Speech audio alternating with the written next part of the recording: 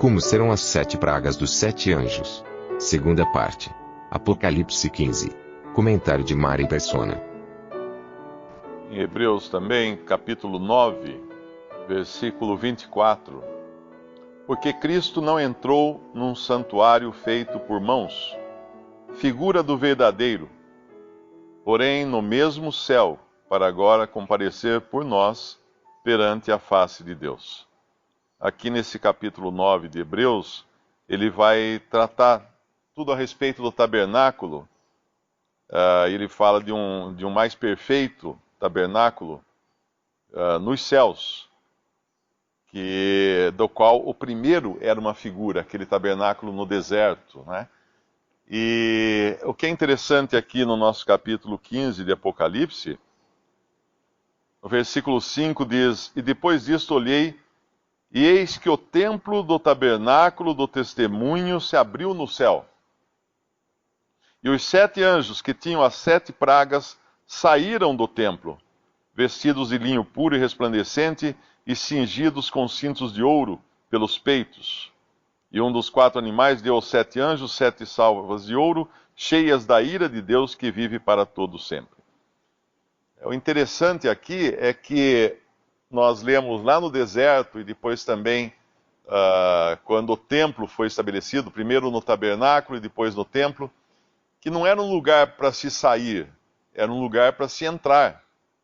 O sacerdote entrava no tabernáculo e depois o sacerdote entrava no templo para oferecer sacrifícios em favor dos pecadores. Ele entrava, ele tinha acesso ao Santíssimo Lugar para levar até lá essas ofertas de sacrifício, o sangue de um cordeiro perfeito, ele levava lá dentro. E não é dito que ele saísse, né? Ele saía, obviamente ele saía, mas não era a função não era sair do tabernáculo, a função era entrar no tabernáculo, para interceder pelos homens. Mas aqui nós vemos os anjos saindo do tabernáculo. Eles estão, vamos chamar assim, na contramão da misericórdia divina. Porque eles estão saindo para levar juízos agora, para lançar juízo sobre a terra. Isso é mais ou menos como se a gente imaginasse um corredor estreito onde várias pessoas estão saindo e você quer entrar.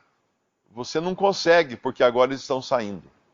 Então esse é um momento em que não há mais nenhuma possibilidade de voltar atrás esses juízos. Os anjos estão saindo com esses juízos. E não estão entrando, não tem ninguém entrando nessa hora para barrar esses juízos ou para interceder. Não é o momento da intercessão.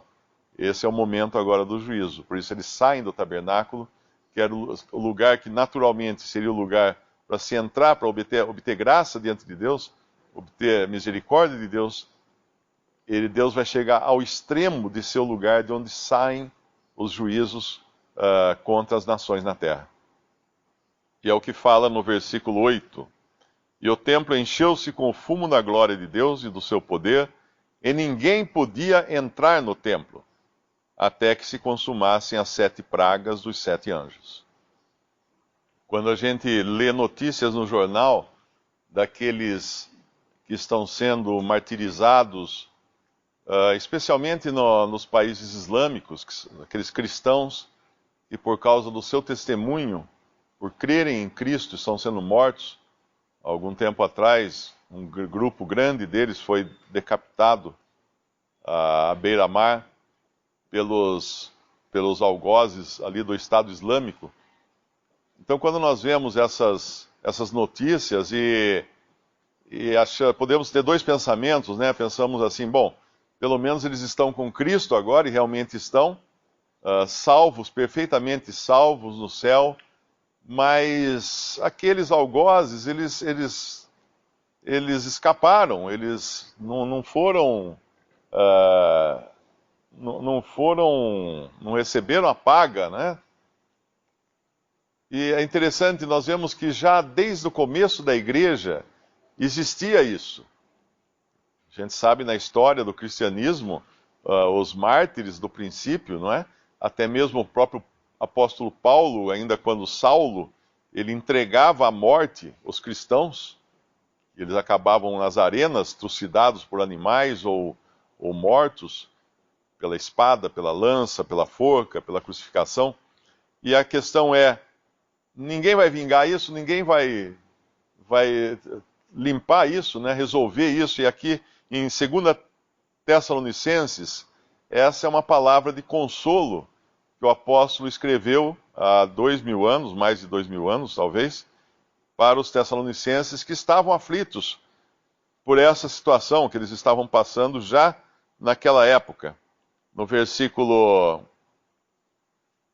4 de 1 Tessalonicenses, capítulo 1, de maneira que nós mesmos nos gloriamos de vós nas igrejas de Deus, por causa da vossa paciência e fé, e em todas as vossas perseguições e aflições que suportais, prova clara do justo juízo de Deus, para que sejais havidos por dignos do reino de Deus, pelo qual também padeceis.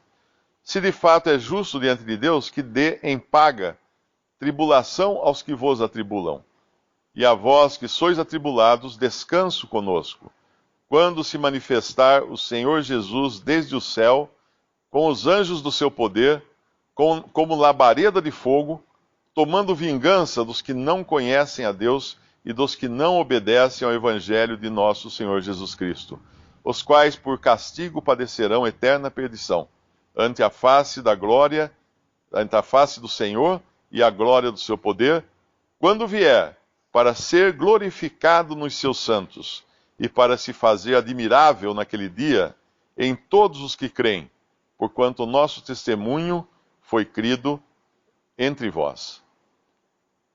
Quando Cristo voltar, ele obviamente voltará também com esses santos, esses tessalonicenses, aos quais foi dito isso, e voltará conosco também. Com certeza. Nós podemos talvez ter morrido antes disso, ou talvez o arrebatamento aconteça hoje, ou no período da nossa vida aqui na Terra, e seremos transformados, subiremos com Cristo, para então voltarmos com Ele, numa manifestação em que Ele será admirado nos seus santos, nos seus salvos. Mas a história ainda não terminou. Ainda que saindo da terra nós possamos gozar da presença do Senhor nos céus, a história ainda não terá terminado. Ele voltará ainda para exercer vingança e juízo sobre todos aqueles que rejeitaram o seu nome, rejeitaram a sua pessoa e perseguiram os seus nas mais diferentes épocas e dispensações. E é o que acontece aqui agora, quando ele vem. Ele envia os seus anjos agora, né? Porque ele veio e trouxe consigo o juízo. Esses seus anjos são os ministros agora do seu juízo. Então a gente, por mais que seja uma bênção, nós sairmos daqui da terra para estarmos com Cristo, nós podemos ter certeza de uma coisa: todas as arestas serão depois também aplainadas. Ele não deixará nenhuma injustiça feita aos seus santos nas diferentes épocas e dispensações, ele não deixará isso sem resolver no final, com todos aqueles que foram direta ou indiretamente participantes da perseguição ao seu povo, tanto ao seu povo terreno, Israel, quanto ao seu povo celestial.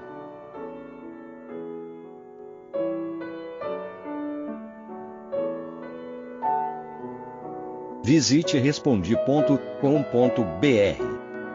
Visite também 3minutos.net.